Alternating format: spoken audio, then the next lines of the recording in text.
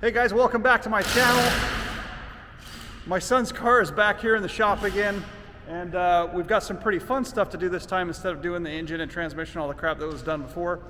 This time we're going to be replacing the front bumper and the front fenders and some headlights. Check it out.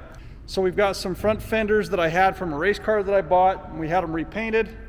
We've got a bumper here. It's actually the Nismo bumper. I'll show you better, but what I was doing is putting some screening on the backside so we don't get any rock chips up into the radiator or anything like that. So it's going to turn out pretty cool. And then we got some new headlights. Let's go check out the car. So this is the car, and you know, there's some damage on these front fenders, which they're perfect for racing. So if I ultimately end up needing a fender for racing or anything like that, I've got some spares. This front bumper's in pretty bad shape, but it could be utilized for racing, worst case scenario as well.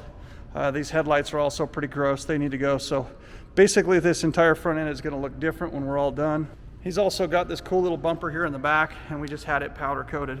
So that's black on the bottom. The front bumper has that Nismo spoiler, and it's black on the bottom, so it's going to kind of come together all good, I think. So here we go. We're going to be taking this thing apart, and I think it's going to look pretty good when we're all done. All right, guys, so we've got the first new fender on. We've got the headlight bucket open, so we're going to put the new headlights in.